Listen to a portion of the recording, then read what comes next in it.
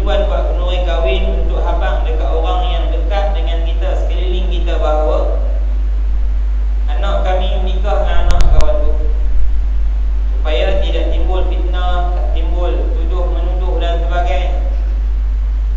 Itu tujuan kenduri kahwin, supaya orang tahu yang dua orang ni kahwin. Nanti dia naik kereta sekali, naik motor sekali, duduk dalam rumah sekali, orang tahu lelaki bini, bukan pasangan couple yang masih belum diikat dengan apa-apa ikatan yang sah. Maka tentunya orang yang nak lihat mereka itu adalah orang yang berdekatan, orang yang keliling satu taman ni. Dia boleh panggil daripada Negeri Sembilan turun mai, daripada Kuala Lumpur, daripada Lostang, daripada mana lah. Yang berdekatan, jiran-jiran yang berdekatan tidak dipanggil. Ini satu salah urus dalam kita melaksanakan kenduri kahwin. Yang kedua, kenduri itu haruslah bebas 100% daripada unsur-unsur yang haram. Di antaranya pergaulan bebas yang berlaku, aurat yang sengaja didedahkan, mempamerkan pasangan pengantin dalam keadaan yang tidak diizinkan oleh Allah. Saya menulis tesis untuk master saya berkenaan dengan perkahwinan di Malaysia.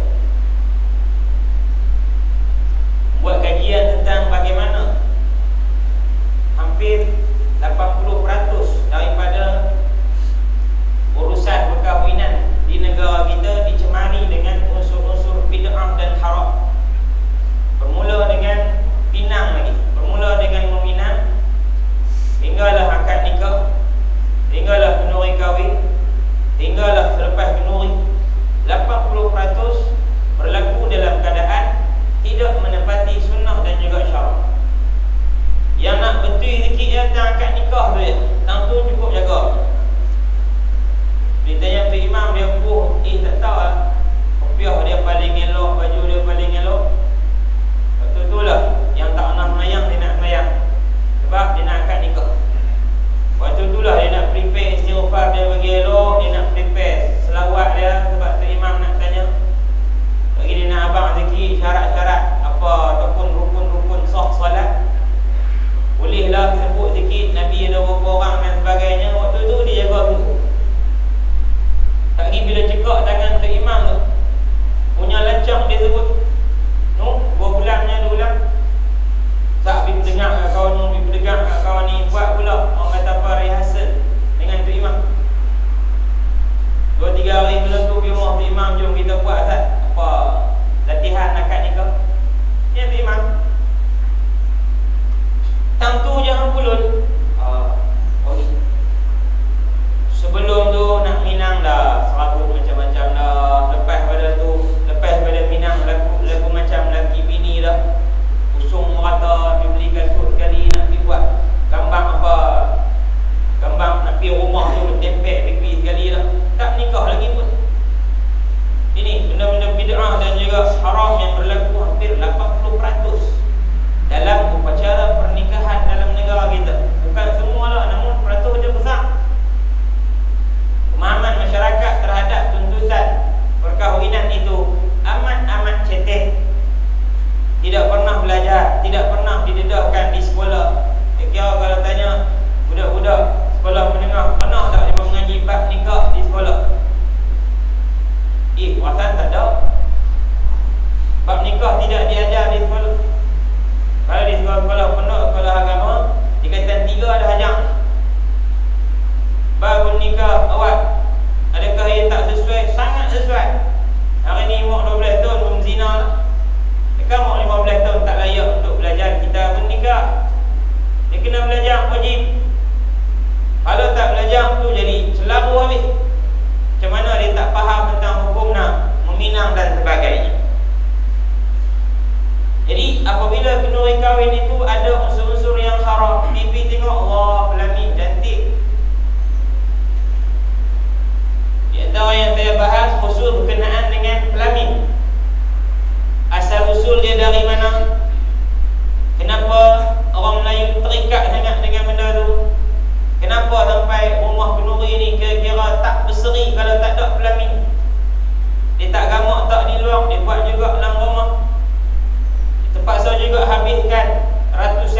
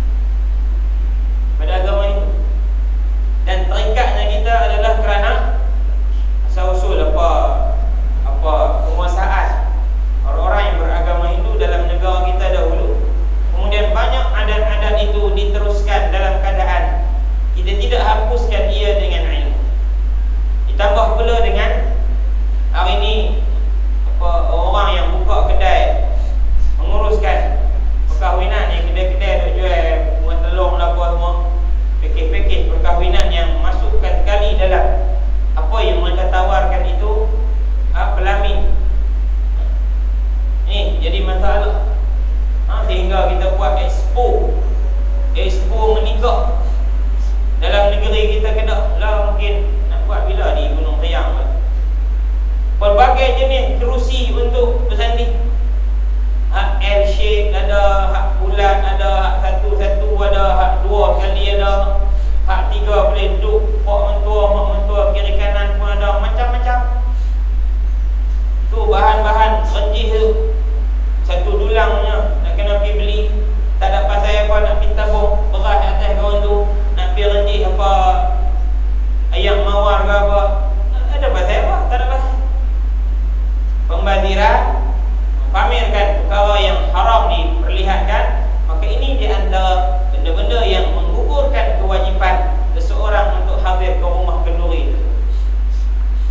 Di antaranya lagi ialah sekiranya hasil ataupun perbelanjaan untuk kenduri itu daripada yang haram. Tak ada. Tuan rumah tu ialah orang yang bekerja dengan mendapat sumber yang haram. Kalau dia tak ada sumber halal yang lain, maka ketika itu kita nak husnuzan pun tak boleh. Kalau kita masih boleh husnuzan, kita pergi. Di samping tak ada yang lain lah, tapi untuk tengok masuk sport toto ni gerak sangat lah. Hak ada lesen tutup, dia pihak tak ada lesen. Lagi dia ada pusat karaoke, lagi dia ada share dalam macam-macam benda-benda yang tak elok yang dia kerja, sumber pendapatan daripada yang haram, dan kita sendiri tahu, maka itu kita kena boikot, kita tak boleh pergi. Kerana kita akan memakan makanan yang haram. Di antaranya lagi ialah kenduri itu sangat dilakukan dalam keadaan sangat bermegah-megah. Sangat bermegah-megah, berlaku pembaziran yang tidak sepatutnya. Berlaku apa? Kira lah kalau artis dia buat kenduri 3. Dia buat 3. Buat di hotel 5 bintang contohnya, dengan belanja hampir 1.5 juta, orang tajuk pakaian dia pun 1 juta. Ini bukan kenduri, ini mempamerkan kehebatan mereka kononnya ke apa macam-macam yang mana ia tidak direstui oleh agama Allah Subhanahu wa taala. Isteri kita bukan untuk dipamerkan kepada sesiapa. Ia adalah hak kita. Maka dalam keadaan dia berhias dengan begitu cantik, memakai perhiasan yang tak pernah dia pakai sebelum ni, tentulah ia hanyalah mata-mata untuk kita sebagai suami. Tiba-tiba dia pergi tunjuk ke orang, letak depan orang terah, lepas tu siapa pemain boleh tengok, boleh ambil gambar, boleh nak siram ayam, banjir dan sebagainya.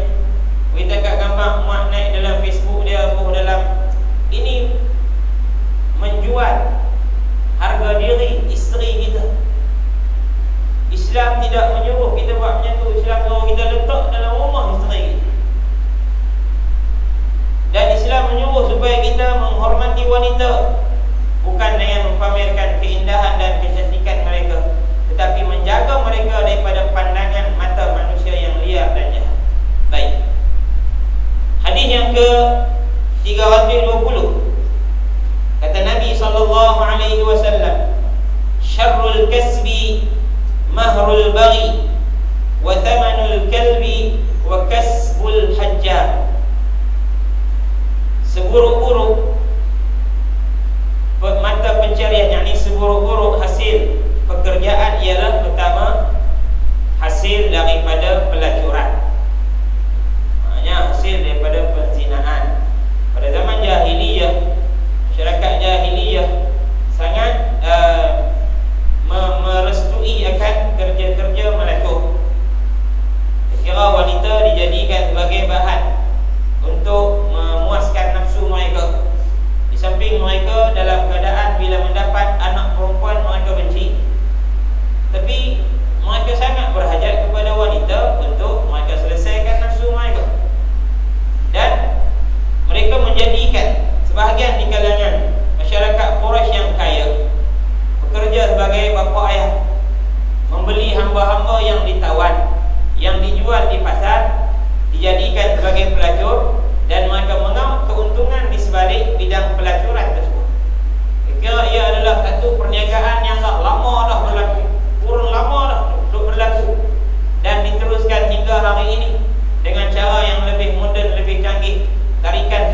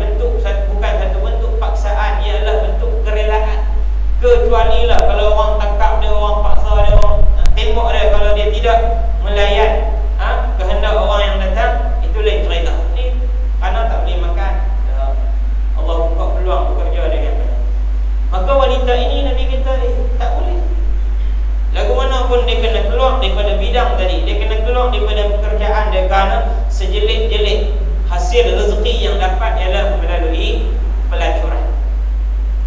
Melalui pelacuran. Yang kedua, wasamanul kalb,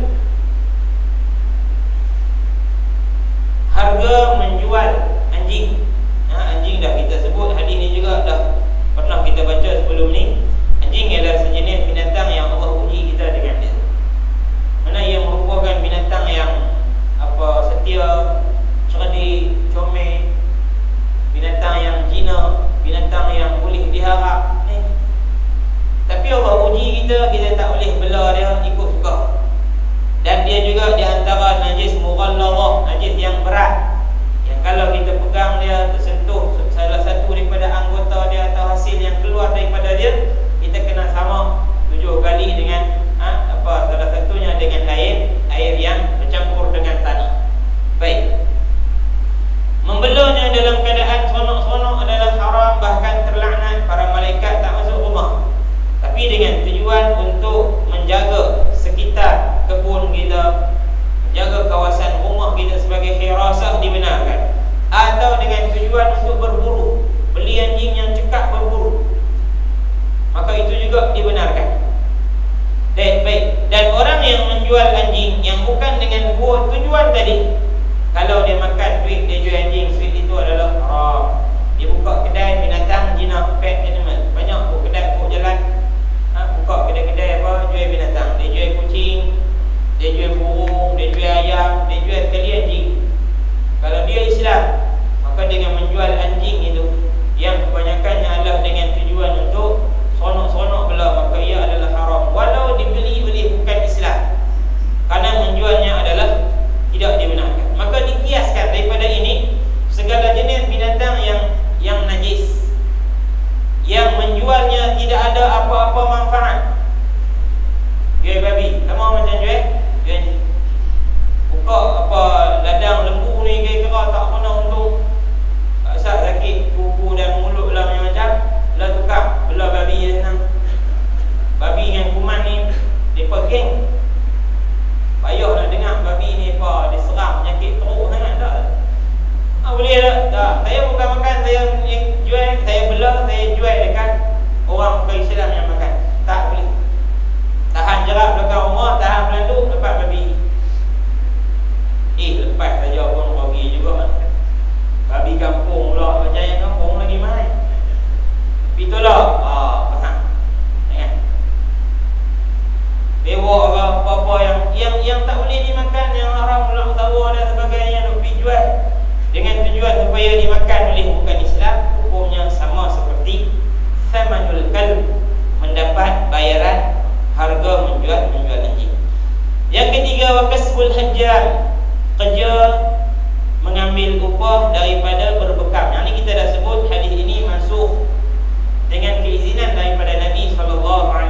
Kerana di awalnya ia dilihat sebagai kerja yang kotor, terlibat dengan darah dan sebagainya, maka Islam agak berat untuk mengizinkan perkara tersebut. Namun oleh kerana ada kebaikan di sebalik berbekam, maka setelah itu Nabi membenarkan semula. Kerana dalam Islam ada beberapa hukum yang dilarang pada peringkat awal, kemudian diizinkan. Di antaranya ziarah kubur. Nabi larang, kuntu nahaitukum an ziyaratil kubur. Kata Nabi, aku larang apa dulu ziarah kubur. Kenapa? Kerana dia masih dekat dengan zaman jahiliyah. Orang jahiliyah bila ziarah kubur, dia riau, dia berguling, dia duduk usap tang batu nisan tu, dia riau, dia duduk sebut-sebut kebaikan si mati dan sebagainya, mengoyak-ngoyak baju dia, tepuk dada dan sebagainya. Maka Nabi larang.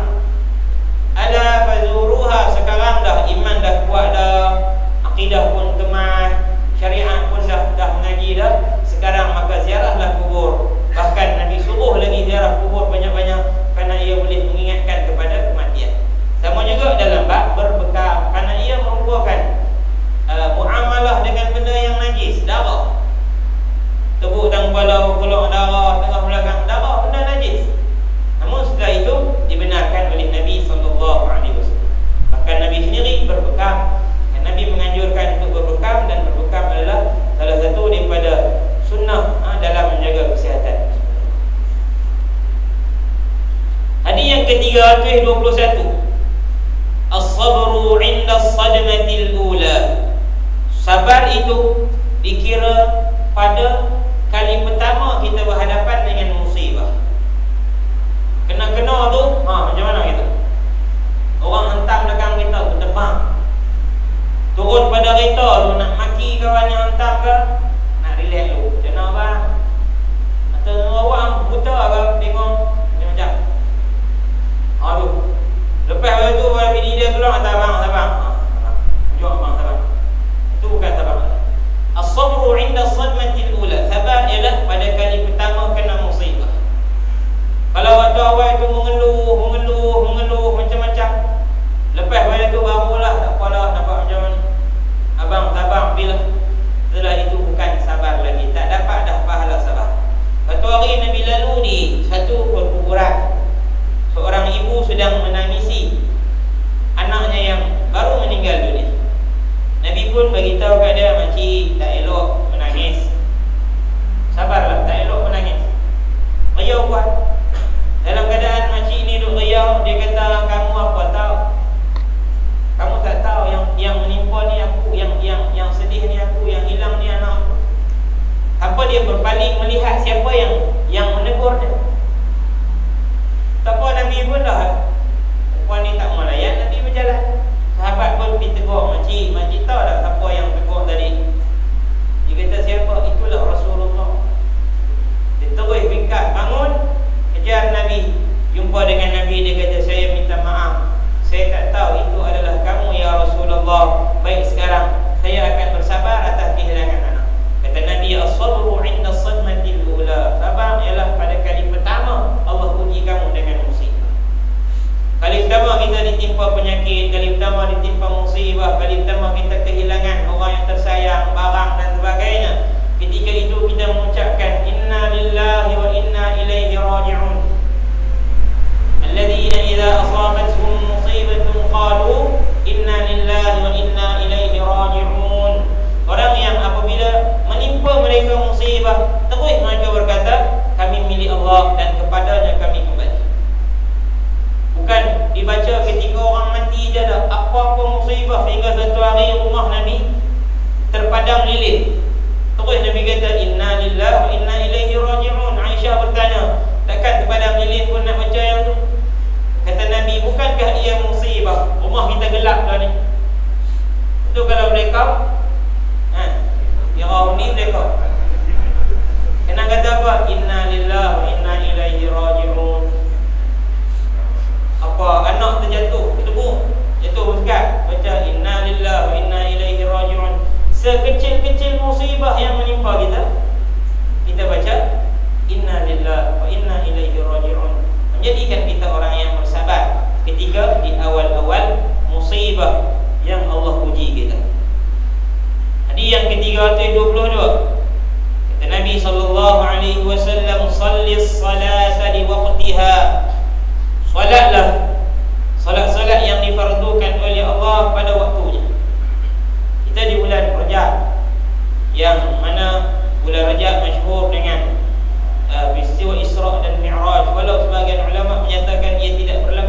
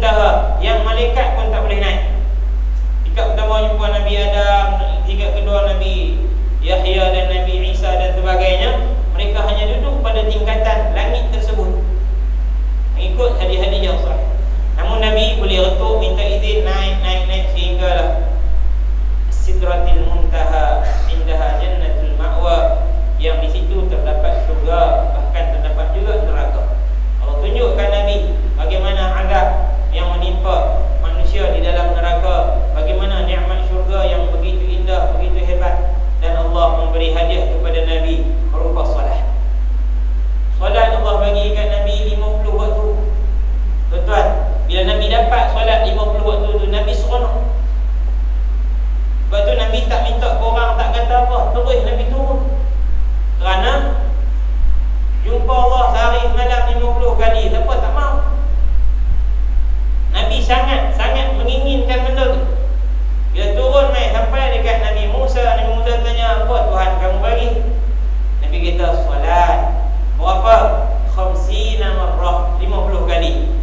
Kata Nabi Musa, irji' ila rabbika fas'alhu at-takhfif. Pergi balik kat Tuhan kamu, minta kurang sikit diskaun. 50 tu banyak. Umat aku lagi kuat pada umat kamu, solat lebih sedikit pun tak kuat. Tambah umat kamu yang lebih lain daripada umat aku, kena buat sampai 50. Nabi pun kalau ikut Nabi yang nak, Nabi akan turun dengan 50 waktu. Namun ihsannya Nabi terhadap umat dia, Nabi naik. Tuan, kalau lah Nabi turun dengan 50 waktu, sejam kita kena sembahyang 2 kali. 50 kali 2, 25 bagi 2, 25. Kita ada 24 jam. Lebih satu. Tak tahu nak buat apa waktu tu. Cuma kata para ulama, Allah mungkin Allah bagi rezeki secara mudah, memberi kesihatan yang lebih, kena sembahyang 50 kali. Tentulah di situ tak payahlah nak main bola bagi peluh, nak jogging, nak kayuh geret, nak buat kepai ke apa, tak payahlah. Kena sembahyang 50 waktu dah cukup, jauh dah kita duduk kayu. Nabi naik, minta korang turun naik 9 kali, kurang tinggal 5 waktu. Dan solat ini ketika dapat tidak diajarkan lagi fizikalnya, hanya diberi kefarduan 5 waktu. Dan Allah kata 5 waktu ini sama dengan 50 waktu. Siapa yang mengerjakan 5 waktu sama macam dia buat 50. Siapa yang tinggal sama macam dia tinggal 50. Kerana itu bila solat dapat pahala yang sangat besar. Tidak ada yang menandingi solat. Dan kalau tinggal solat mendapat dosa yang sangat besar, sehingga seorang itu menjadi kufur. Al-farqu bainana wa bainal kufr tarkus salat. Beza antara kami yakni Islam dengan kufur ialah meninggalkan solat. Siapa yang solat maka dia Islam, siapa yang tinggal solat maka jelaslah dia di kalangan orang-orang yang kufur dengan Allah Subhanahu wa taala.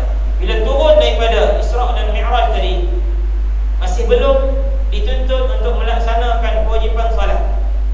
Hinggalah sebagian besar para ulama menyatakan ia berlaku di akhir-akhir Nabi duduk di Mekah atau ketika Nabi sudah berhijrah ke Madinah, barulah ketika itu Jibril turun lalu mengajarkan kepada Nabi tentang harakatus salah, pergerakan salat. Jibril turun hari pertama sembahyang di awal waktu. Masuk Zuhur satu suku, Jibril turun sembahyang dengan Nabi. Lepas tu Asar turun pula 4.40, Maghrib turun pula 7.28, Isyak pula 8.40, Subuh 5.47. Esok Jibril turun pula pukul 4.30, 4.35 untuk Zuhur. Asar dekat-dekat nak Maghrib, Isyak dekat-dekat nak Subuh, Subuh dah nak dekat naik matahari. Kata Jibril, antara ini dan ini adalah waktu solat yang wajib kepada kamu, maka solatlah di antara keduanya. Dalam waktu Zuhur, daripada gelincir matahari sehinggalah bayang mata sesuatu menjadi 2 kali ataupun terlebih daripada bayang asal, maka itulah waktu solat. Siapa yang solat di dalamnya maka terangkatlah solat, walaupun dia sempat 1 rakaat. Man adraka raka'atan fil waqti faqad adraka as-salah, kata Nabi. Siapa yang dan solat Zuhur dia takbir 4.35, Allahu Akbar. Elok naik ya, pada rakaat yang pertama dia naik, selesai dah rakaat yang pertama dia naik untuk rakaat kedua untuk bila azan. Sah tak solat Zuhur dia? Sah. Dia kena habis 3 rakaat lagi walaupun dalam waktu asar, kerana dia mula pada waktu Zuhur. Tapi kalau dia tak dan sempurna rakaat yang pertama, baru rukuk tiba-tiba azan, maka solatnya menjadi qadha. Dia berdosa kalau sengaja dia lewatkan solat dia. Bagi ulama menyatakan solatnya tidak sah, dia kena hentikan solatnya kerana tidak menepati tuntutan untuk solat. Baik. Maka siapa yang sengaja mengeluarkan solat pada waktunya, hukumnya dosa besar. Di antara dosa-dosa yang digariskan oleh Nabi yang termasuk di dalam al-kabair adalah solat bukan pada waktunya. Maka hendaklah kita menjaga waktu solat, berhati-hati dengan waktu solat.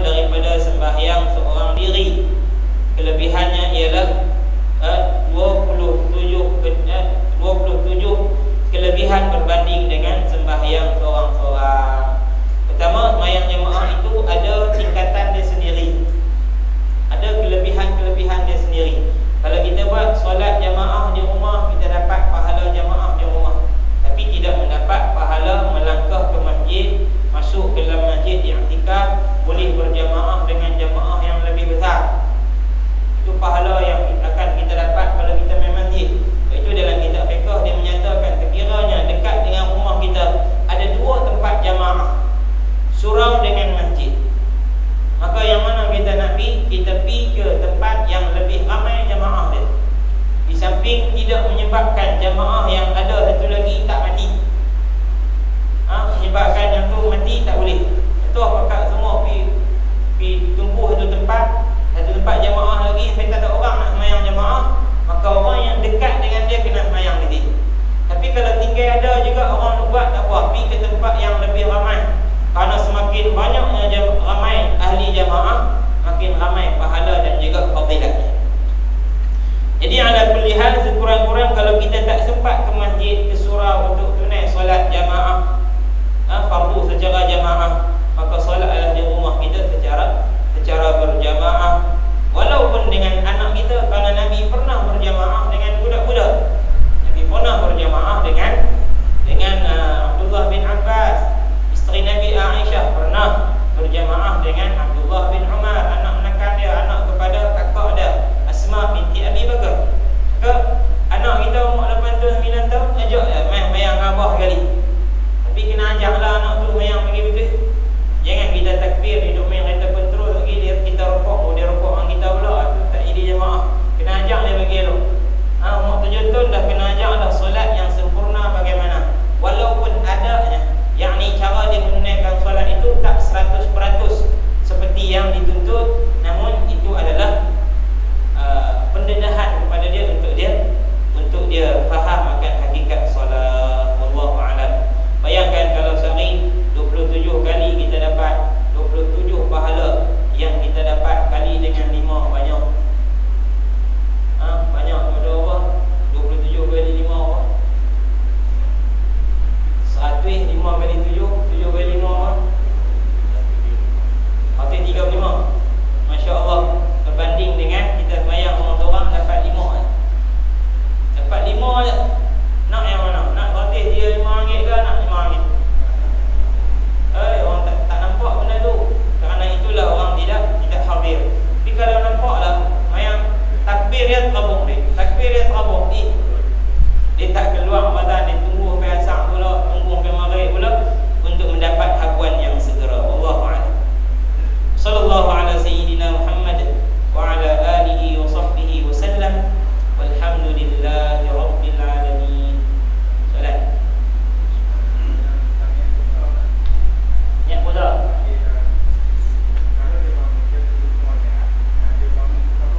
Ya. Ya.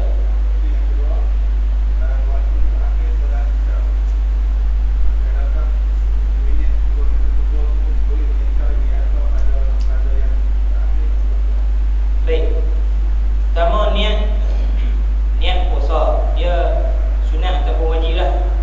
Kalau niat puasa sunat, selama masih belum gelincirnya matahari, yang ni sebelum masuk waktu zuhur, kita boleh niat lagi. Kita bangun pagi tak makan apa lagi, duduk menunggu aku nak puasa ke tak mau.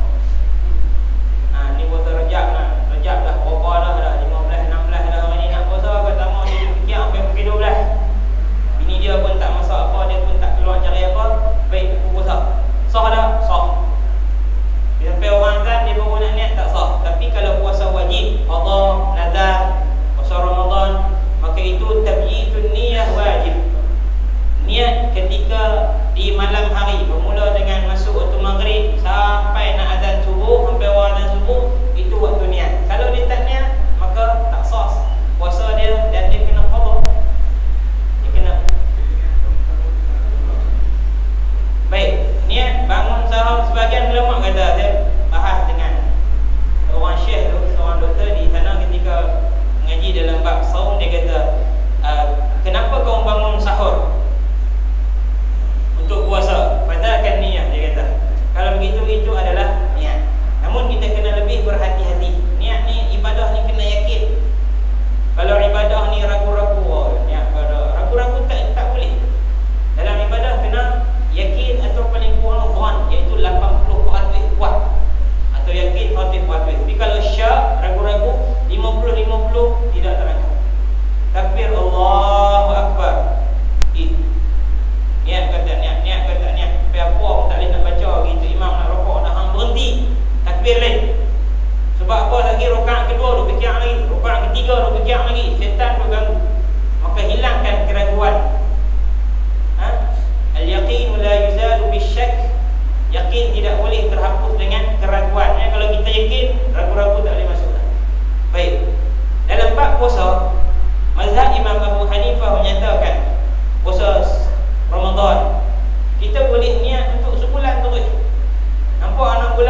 kata esok puasa, malam tu niat saja aku puasa sebulan di bulan Ramadan.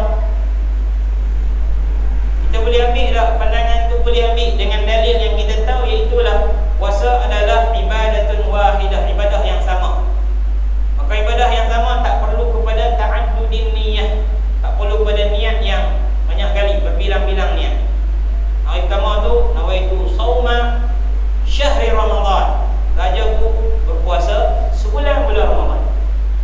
Di samping kita guna juga mazhab Syafi'i, di kulli yaumin niyah, setiap hari kena niat. Kenapa? Puasa itu terputus-putus walaupun dia sebulan.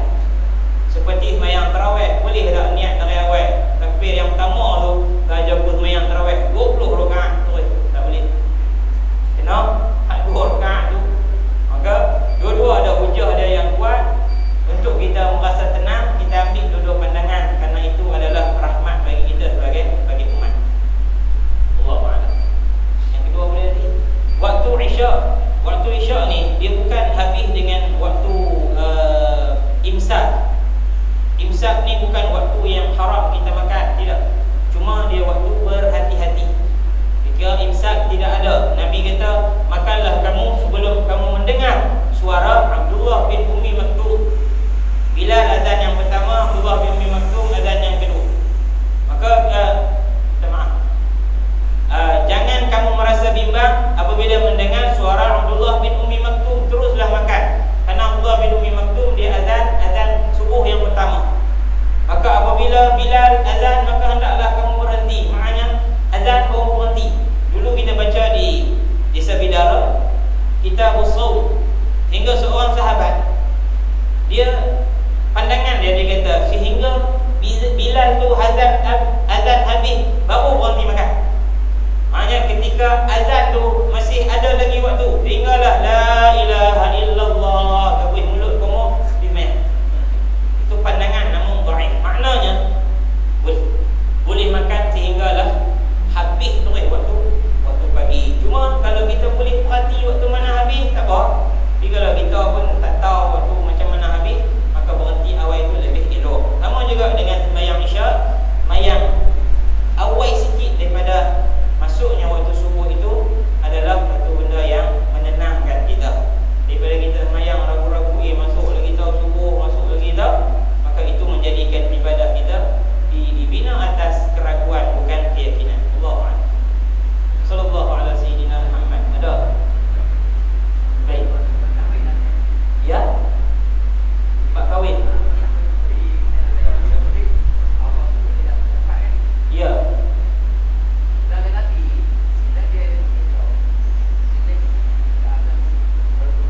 Sidratul Muntaha. Ya. Ya.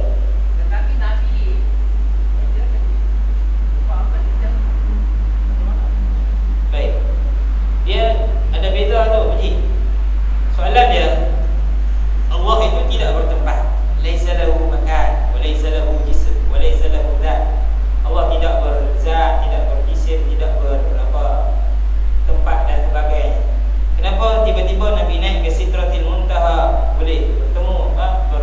Nabi tidak melihat Allah. Pada qaul yang rajih, qaul yang kuat, Nabi tidak melihat Allah. Yang Nabi lihat hanyalah Jibril pada rupa dia yang asal. Namun Nabi berbicara dengan Allah dalam bab Allah memberikan kepada Nabi salat di Sidratil Muntaha. Adakah itu menjadikan Allah bertempat? Tak. Sidratil Muntaha tempat wujudnya syurga dan neraka. Tempat wujudnya syurga dan neraka, bukan tempat Allah berada di situ. Dan Allah Subhanahu wa taala tidak menjelmakan dirinya di hadapan Nabi ketika mewahyukan atau memfardukan puasa, memfardukan salat. Maka berarti di situ Allah masih tidak bertempat. Allah tak terikat dengan Sidratil Muntaha, yang terikat itu adalah Nabi sallallahu alaihi wasallam. Macam kita solat, kita kata kita berhadapan dengan Allah ketika solat. Adakah itu berarti Allah bertempat dengan berdekatan dengan kita? Tidak. Itu para ulama menafsirkan ayat wa huwa ma'akum aina ma kuntum. Allah sentiasa bersama kamu di mana saja kamu berada. Ma'iyatullah, kebersamaan Allah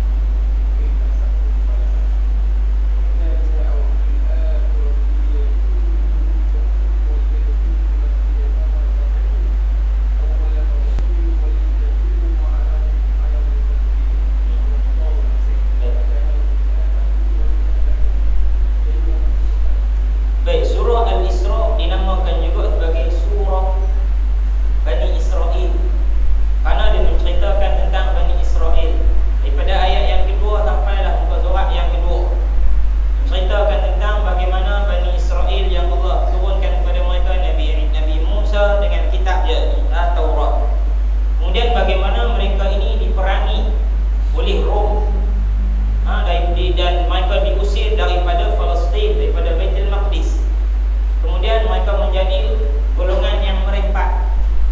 Baik. Dan kemudian mereka datang semula dan sebagainya. Allah cerita dalam tu, in ahsantum ahsantum li anfusikum, kata Allah, kalau kamu buat baik, kebaikan itu untuk diri kamu, iaitu kalau kamu jaga elok-elok iman, Baitul Maqdis itu milik kamu. Wa in asa'tum, jika kamu buat jahat, buat salah, falaha, maka untuk diri kamu juga. Dia tidak menjejaskan imej Allah, menjejaskan kuasa Allah, menjejaskan kemuliaan Allah kembali pada manusia, yang menyebabkan Baitul Maqdis itu ditawat oleh orang-orang yang jahat. Sama ada zaman dulu atau zaman hari ini. Kalau dulu yang jahat Rom yang mengusir Bani Israel di kalangan Yahudi yang berpegang dengan Taurat. Namun hari ini Yahudi yang ada, mereka adalah orang yang jahat kerana mengusir orang Islam yang